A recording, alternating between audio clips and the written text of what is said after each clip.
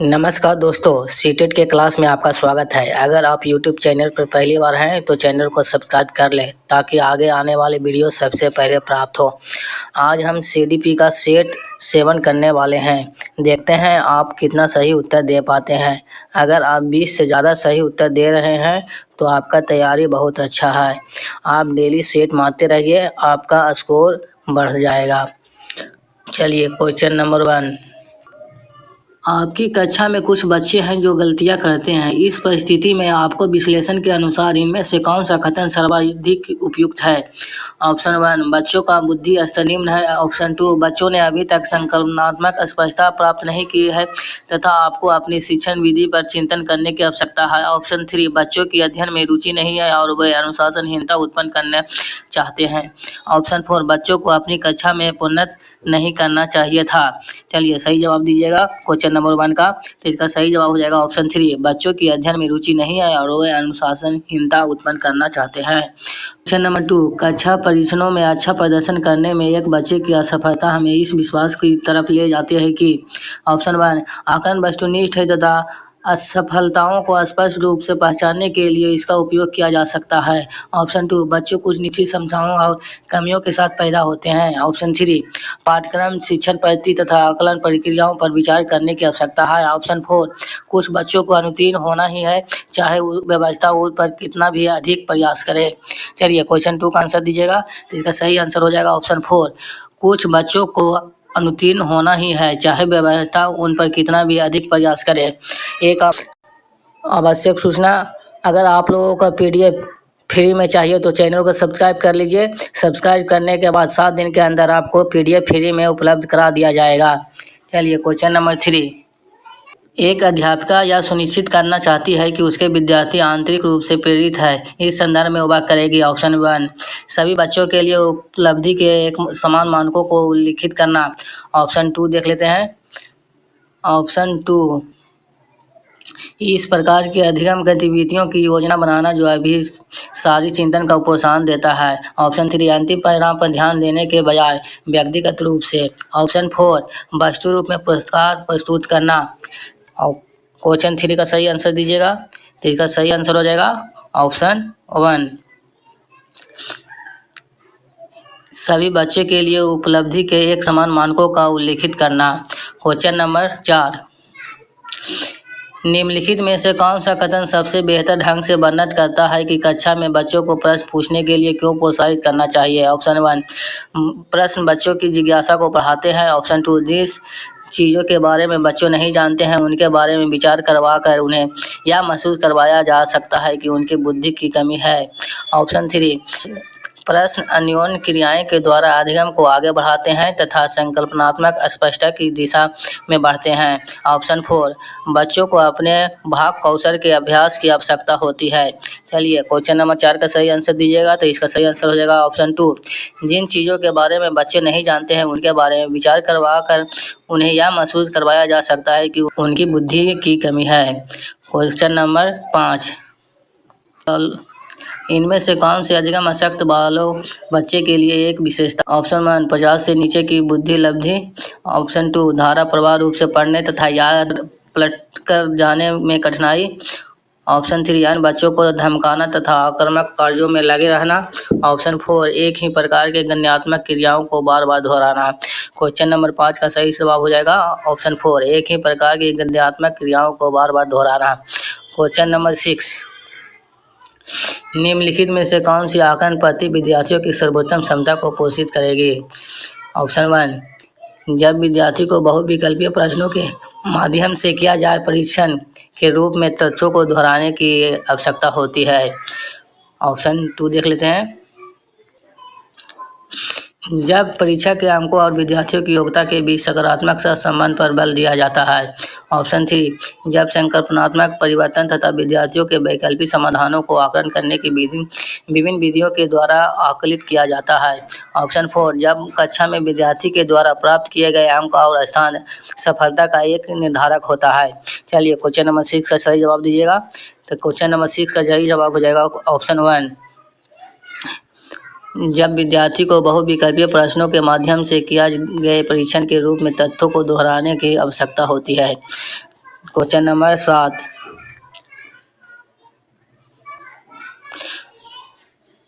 मायोस्की के अनुसार स्पष्ट विकास का क्षेत्र है। ऑप्शन 1 अध्यापिका के द्वारा दिए गए सहयोग की सीमा निर्धारित करना। ऑप्शन 2 बच्ची अपने आप क्या कर सकती है जिसका आकलन नहीं किया जा सकता। ऑप्शन 3 बच्चे के द्वारा स्वतंत्र रूप से किए जा सकने वाले तथा सहायक के साथ करने वाले कार्य के बीच अंतर। ऑप्शन 4 बच्चों का अपना सामर्थ्य प्राप्त करने के लिए उपलब्ध कराए गए सहयोग की मात्रा एवं प्रकृति। क्वेश्चन नंबर 7 का सही जवाब दीजिएगा तो इसका ऑप्शन 1 सही हो जाएगा, अध्यापका के द्वारा किए गए सहयोग की सीमा निर्धारित करना। क्वेश्चन नंबर 8, पियाजे के सिद्धांत के अनुसार बच्चे निम्न में से किसके द्वारा सीखते हैं। ऑप्शन 1 सही प्रकार के ध्यान लगाकर जानकारी को याद करना। ऑप्शन 2 उपयुक्त पुरस्कार दिए जाने पर अपने व्यवहार में परिवर्तन करना। ऑप्शन 3 समाज के अधिक योग्य सदस्यों के द्वारा उपलब्ध कराए गए। ऑप्शन 4 अनुकूलन की प्रतिक्रियाएं। क्वेश्चन नंबर 8 का सही जवाब दीजिएगा तो इसका सही जवाब हो जाएगा ऑप्शन 3 समाज के अधिक योग्य सदस्यों के द्वारा उपलब्ध कराए गए। क्वेश्चन नंबर 9, पियाजे अनुमोदन करते हैं कि पूर्व सक्रियात्मक बच्चे याद रखने में असमर्थ होते हैं। निम्नलिखित कारकों में से किसको उन्होंने इस असमर्थता के लिए जिम्मेदार ठहराया है। ऑप्शन देख लेते हैं। ऑप्शन 1 परिकल्पित निगमनात्मक तार्किकता का अयोग्यता। ऑप्शन 2 उच्च स्तर की अमूर्त तार्किकता की कमी, व्यक्तिगत कल्पित कथा। ऑप्शन 4 विचार की अनुक्रमिकता यानी पलट न सके। तो 9 का सही जवाब हो जाएगा ऑप्शन नंबर 2 उच्च स्तर की अमूर्त तार्किकता की कमी। क्वेश्चन नंबर 10 देख लेते हैं।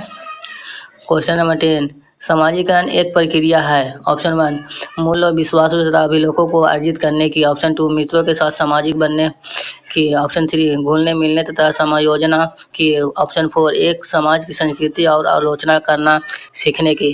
तो क्वेश्चन नंबर सही का सही जवाब दीजिएगा तो इसका सही जवाब हो जाएगा ऑप्शन 3 घुलने मिलने तथा समायोजना की। चलिए आप लोग कमेंट में बताइएगा कि अभी तक आप लोगों का कितना क्वेश्चन सही हुआ है और वीडियो को लाइक और शेयर करते रहिए। क्वेश्चन नंबर 11 अनुसंधान से पता चलता है कि विद्यालयों में उसके स्तरों पर विभेदीकरण पाया जाता है। उच्च प्राथमिक स्तर पर इनमें से कौन सा विभेदीकरण का एक उदाहरण नहीं है। ऑप्शन 1 बहुत से अध्यापक पढ़ाने के लिए केवल व्याख्यान विधि का प्रयोग करते हैं। ऑप्शन 2 अध्यापकों की कमी सामाजिक आर्थिक परिवेश में से आए बच्चे से बहुत कम अपेक्षाएं होती है। ऑप्शन 3 माध्यम भोजन के दौरान दलित बच्चों को अलग बैठाया जाता है। ऑप्शन 4 लड़कियों की गणित तथा विज्ञान विषयों को लेने के लिए प्रोत्साहित नहीं किया जाता है। चलिए क्वेश्चन नंबर 11 का सही जवाब दीजिएगा तो इसका सही जवाब हो जाएगा ऑप्शन 2 अध्यापकों की निम्न सामाजिक आर्थिक परिवेश में आए बच्चों से बहुत कम अपेक्षाएं होती है। क्वेश्चन नंबर 12 एक अध्यापिका समाज के वंचित वर्गों से आए बच्चों की आवश्यकताओं के प्रति प्रतिभाशाली तरीके से प्रतिक्रिया निम्नलिखित द्वारा कर सकती है। ऑप्शन 1 अन्य बच्चों को वंचित वर्ग से आए बच्चों के साथ सहयोग करने के लिए कहना तथा विद्यालय के तरीकों को सीखने की उनकी सहायता करने के लिए कहना। ऑप्शन 2 वंचित वर्गों से आए बच्चों को विद्यालय के नियमों एवं अपेक्षाओं के प्रति संवेदनशील बनाना ताकि वे उनका अनुपालन करें। ऑप्शन 3 विद्यालय व्यवस्था तथा स्वयं के उन तौर तरीकों के बारे में विचार करना जिससे पक्षपात एवं रूढ़िवादिता झलकती है। ऑप्शन 4 देख लेते हैं। ऑप्शन 4 उनके प्रताड़ित होने के अवसरों को कम करने के लिए यह सुनिश्चित करना कि बच्चों आपस में अन्योन्य क्रियाएं करने का मौका ना पाए। चलिए क्वेश्चन नंबर 12 का सही आंसर हो जाएगा ऑप्शन नंबर 3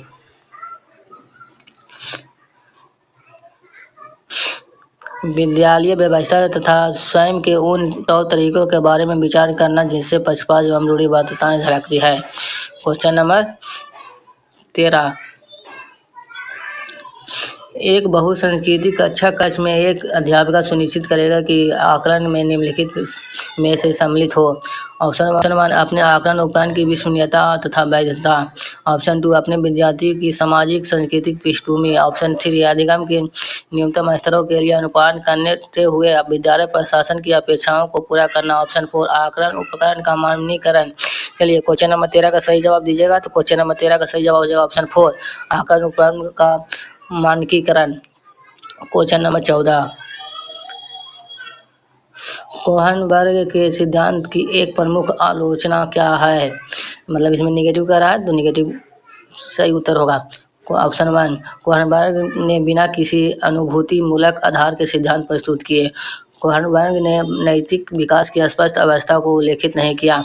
कोहनबर्ग ने प्रस्ताव किया कि नैतिक तार्किकता विकासात्मक है। ऑप्शन 4, कोहनबर्ग ने पुरुष एवं महिलाओं की नैतिक तार्किकता में सांस्कृतिक विभिन्नताओं को महत्व नहीं दिया। तो क्वेश्चन नंबर 14 का सही जवाब हो जाएगा ऑप्शन नंबर 1, कोहनबर्ग ने बिना किसी अनुभूति मूलक आधार के सिद्धांत प्रस्तुत किए। क्वेश्चन नंबर 15, निम्नलिखित कथनों में से कौन सा बायोस्फीयर के द्वारा प्रस्तावित विकास तथा अधिगम के बीच संबंध का सर्वश्रेष्ठ रूप से सार प्रस्तुत करता है। ऑप्शन 1, विकास अधिगम से स्वाधीन है। अधिगम एवं विकास समांतर प्रक्रिया है। विकास प्रक्रिया अधिगम प्रक्रिया से पीछे रह जाती है। विकास अधिगम का समानार्थक है। तो क्वेश्चन नंबर 15 का सही जवाब दीजिएगा। तो इसका ऑप्शन 3 हो जाएगा, विकास प्रक्रिया अधिगम प्रक्रिया के पीछे रह जाती है। क्वेश्चन नंबर 16, किस प्रकार से एक अध्यापक बच्चों को बेहतर समस्या समाधानकर्ता बनने में सहायता कर सकता है? बच्चे को विविध प्रकार की समस्याओं का समाधान करने के मौके देने तथा उनको हल करते समय सहयोग देना। ऑप्शन 2, समस्याओं का समाधान करने के लिए वस्तु रूप पुरस्कार देना। ऑप्शन 3, बच्चों को पाठ्य पुस्तक में समस्या का उत्तर देने के लिए प्रोत्साहित करना। ऑप्शन 4, वंशानुक्रम तथा परिवेश अभिन्न रूप से एक दूसरे से गुथे हुए हैं और दोनों को विकास को प्रभावित करना। तो क्वेश्चन नंबर 16 का सही जवाब हो जाएगा ऑप्शन नंबर 1, बच्चों को विविध प्रकार की समस्याओं का समाधान करने के मौके देना तथा उनका हल करते समय सहयोग देना। क्वेश्चन नंबर 17, एक छात्र एक प्रकरण में मुख्य बिंदुओं को रेखांकित करती है, उसका एक दिशात्मक प्रस्तुतिकरण बनती है तथा प्रकरण की समाप्ति पर अपने दिमाग में उत्पन्न होने वाले प्रश्नों को प्रस्तुत करती है। वह ऑप्शन 1, विचार के संगठन के द्वारा अपने चिंतन को निर्देशित करने की कोशिश कर रही है। ऑप्शन 2, केंद्र बिंदु की विधि का प्रयोग करने की कोशिश कर रही है। ऑप्शन 3, अनुरक्षण पूर्वाभ्यास की रणनीति का प्रयोग करने की कोशिश कर रही है। ऑप्शन 4, प्रेक्षण अधिगम सुनिश्चित कर रही है। चलिए क्वेश्चन नंबर 17 का सही जवाब दीजिएगा। तो इसका सही जवाब ऑप्शन 1, विचारों के संगठन के द्वारा अपने चिंतन को निर्देशित करने की कोशिश कर रही है। क्वेश्चन नंबर 18, एक शिक्षार्थी केंद्रित कक्ष में अध्यापका को ऑप्शन 1, अधिगम को सुगम बनाने के लिए बच्चों को एक के साथ अन्य अंकों के लिए मुकाबला करने हेतु प्रोत्साहित करना। ऑप्शन 2, मुख्य तत्वों की व्याख्या करने के लिए व्याख्यान का प्रयोग करना और बाद में शिक्षार्थी का उनके लिए आकलन करना। ऑप्शन 3, वह अपने विद्यार्थियों से जिस प्रकार की अपेक्षा कर उसे प्रदर्शित करना, बच्चों को वैसा करने का दिशा निर्देश देना। ऑप्शन 4, इस प्रकार की पद्धतियों को नियोजित करना जिसमें अपने स्वयं के अधिगम के लिए पहल करने में प्रोत्साहित करना। तो क्वेश्चन नंबर 18 का सही जवाब हो जाएगा ऑप्शन 3, वह अपने विद्यार्थियों से जिस प्रकार की अपेक्षा कर उसे प्रदर्शित करना और तक बच्चों को वैसा करने का दिशा निर्देश देना। क्वेश्चन नंबर 19, इस पर अत्यधिक वाद विवाद होता है कि क्या लड़का एवं लड़कियों की योग्यताओं का विशेष समूह उनका आनुवंशिक घटकों के कारण होता है।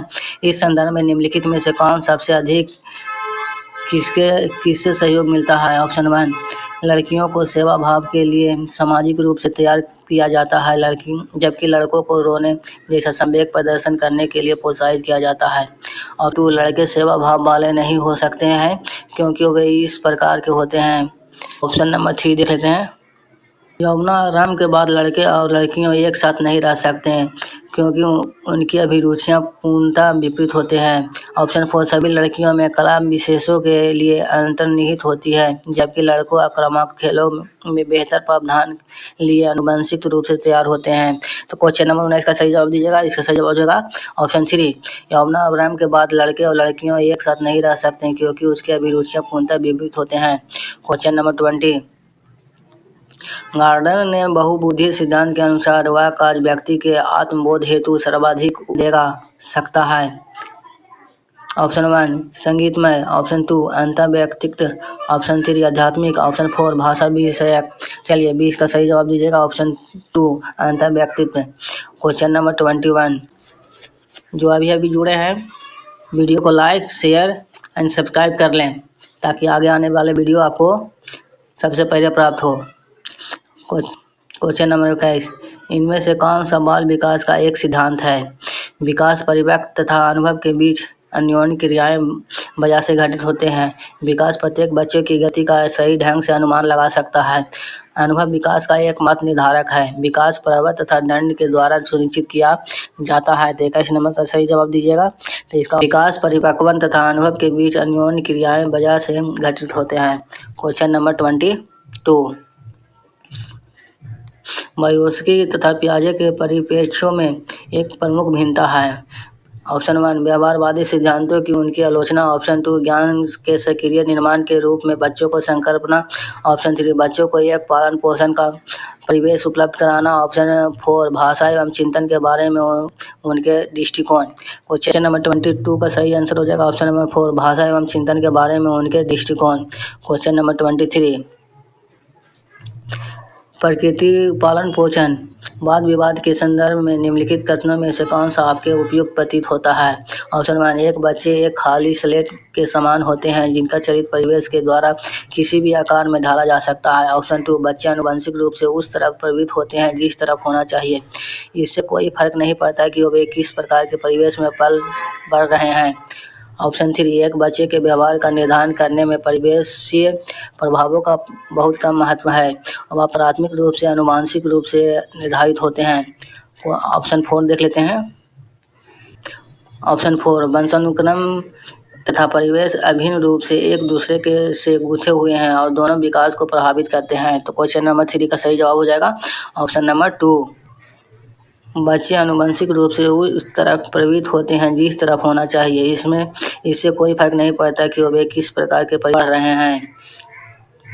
चलिए क्वेश्चन नंबर 24 निम्नलिखित कथनों में से आप किससे सहमत हैं। अधिगम पूर्ण रूप से बाह्य उद्दीपन के द्वारा नियंत्रित होता है। ऑप्शन 2 अधिगम एक सामाजिक सांस्कृतिक परिवेश में घटित होता है। ऑप्शन 3 अधिगम तब तक घटित नहीं हो सकता जब तक कि इसका अंकों के रूप में बाह्य रूप से आकलन नहीं कर लिया जाता है। ऑप्शन 4 अधिगम केवल तभी होता है यदि यह व्यवहार से सुस्पष्ट होते हैं। तो क्वेश्चन नंबर 24 का सही जवाब हो जाएगा ऑप्शन 4 अधिगम केवल तभी होता है यदि यह व्यवहार से सुस्पष्ट होते हैं। क्वेश्चन नंबर 25 समावेशी परीक्षण के पीछे मूल धारा यह है कि ऑप्शन 1 समाज में विभिन्नताएं हैं और विद्यालय को इस विभिन्नताएं के प्रति संवेदनशील होने के लिए समावेशी होने की आवश्यकता है। ऑप्शन 2 प्रत्येक बच्चे के निष्पादन के लिए मानक एक समान तथा मान्यकृत होना चाहिए। ऑप्शन 3 हमें विशेष आवश्यकताएं वाले बच्चों के ऊपर दया करने की आवश्यकता है और सुविधाओं तक उनकी पहुंच होनी चाहिए। ऑप्शन 4 विशेष आवश्यकताओं वाले बच्चों के लिए एक विद्यालय की व्यवस्था करना लागत प्रभावी नहीं है। तो क्वेश्चन नंबर 25 का सही जवाब हो जाएगा ऑप्शन 2 प्रत्येक बच्चों के निष्पादन के लिए मानक एक समान तथा मानकीकृत होना चाहिए। क्वेश्चन नंबर 26 एक उच्च प्राथमिक विद्यालय के संरचनात्मक कक्षा कक्ष में अपने स्वयं के आकलन में विद्यार्थी की भूमिका में निम्नलिखित में से क्या देखा जाएगा। ऑप्शन 1 एक विस्तृत दिशा निर्देशक बनाना कि किस प्रकार से विद्यार्थियों की उपलब्धता तथा कक्षा में प्रतिष्ठा को अंकों के साथ सह संबंध किया जाए। ऑप्शन 2 शिक्षण अधिगम में आकलन की भूमिका को करना। ऑप्शन 3 विद्यार्थी अपने आकलन के एकमात्र निर्धारण होना। विद्यार्थी अध्यापक के साथ आकलन के लिए योजना बनाएंगे। चलिए क्वेश्चन नंबर 26 का सही जवाब दीजिएगा। तो इसका ऑप्शन 2 हो जाएगा शिक्षण अधिगम में आकलन की भूमिका को नकारना। क्वेश्चन नंबर 27 निम्नलिखित में से कौन सा तरीका अध्यापक के द्वारा एक सृजनात्मक बच्चे की पहचान करने के लिए सर्वाधिक उपयुक्त होगा। इसका ऑप्शन देख लेते हैं। इसका ऑप्शन है यह अवलोकन करना कि बच्चे समूह कार्यों में साथियों के साथ किस प्रकार से किंतु बच्चों को विशेष रूप से अवलोकन करना विशेष रूप से उस समय जब वह समस्या को हल कर रहा है। ऑप्शन 3 मानकीकृत विधि परीक्षण को देना। ऑप्शन 4 वस्तुनिष्ठ प्रकार के परीक्षणों को देना। तो क्वेश्चन नंबर 27 का सही जवाब हो जाएगा ऑप्शन 4 वस्तुनिष्ठ प्रकार के परीक्षण को देना। क्वेश्चन नंबर 28 उच्च प्राथमिक विद्यालय की गणित अध्यापिका के रूप में आप विश्वास करती है। विद्यार्थियों को गलतियां उनके चिंतन के अंतर्दृष्टि उपलब्ध कराती है। ऑप्शन 2 विद्यार्थी को कार्य विधि ज्ञान को जानने की आवश्यकता होती है चाहे वह संकलनात्मक आधार नहीं समझते हों। ऑप्शन 3 उच्च प्राथमिक विद्यालय के सभी बच्चों को गणित पढ़ाने की योग्यता नहीं होती है। ऑप्शन 4 गणित को बिना अधिक प्रयास किए सीख जाएंगे क्योंकि वह उनकी जन्मजात विशेषता है। तथा आपको लड़कियों के ऊपर अधिक ध्यान देने की आवश्यकता है। तो क्वेश्चन नंबर 20 है, इसका सही जवाब हो जाएगा ऑप्शन 4। लड़के गणित के बिना अधिक प्रयास किए सीख जाएंगे क्योंकि यह उनकी जन्मजात विशेषता है तथा आपको लड़कियों के ऊपर अधिक ध्यान देने की आवश्यकता है। चलिए क्वेश्चन नंबर 29, आज का सेकंड लास्ट क्वेश्चन। इस कथनों में से आप किससे सहमत हैं? ऑप्शन 1, एक बच्चे अनुत्तीर्ण होते हैं क्योंकि सरकार विद्यालयों में पर्याप्त प्रौद्योगिकीय संसाधन प्रदान नहीं कर रही है। ऑप्शन 2, एक बच्चों की असफलता मुख्य रूप से माता पिता के शिक्षण तथा आर्थिक स्तर में कमी के कारण है। ऑप्शन 3, एक बच्चे की असफलता के लिए घटकों को प्रत्यक्ष रूप से जिम्मेदार ठहराया जा सकता है जिसे उसके अपने माता पिता से अर्जित किया है। ऑप्शन 4, एक बच्चे की असफलता व्यवस्था तथा बच्चों की प्रतिक्रिया करने में इसकी असमर्थता का एक प्रतिबिंब है। चलिए 29 का सही जवाब दीजिएगा। ऑप्शन नंबर 1 सही जवाब हो जाएगा। एक बच्चा अनुत्तीर्ण होता है क्योंकि संसाधन प्राप्त नहीं कर रही है। आज का लास्ट क्वेश्चन। आप लोग सेशन को लाइक करते रहिए, जो नए हैं सब्सक्राइब कर लीजिए, आपके लिए इतना मेहनत करते हैं। क्वेश्चन नंबर, एक बच्चे को सहारा देने की मात्रा एवं प्रकार में परिवर्तन इस बात पर निर्भर करता है। ऑप्शन 1, अध्यापिका की मनोदशा। ऑप्शन 2, बच्चों की नैसर्गिक योग्यताएं। ऑप्शन 3, कार्य के लिए प्रस्तावित पुरस्कार। ऑप्शन 4, बच्चों को निष्पादन का स्तर। तो क्वेश्चन का सही जवाब हो जाएगा ऑप्शन 4, बच्चों के निष्पादन का स्तर। तो दोस्तों आप लोग कमेंट में ज़रूर बताइएगा कि आप लोगों का 30 में कितना क्वेश्चन सही हुआ है। चलिए सेशन को यहीं पर समाप्त करते हैं। वीडियो देखने के लिए थैंक यू, धन्यवाद।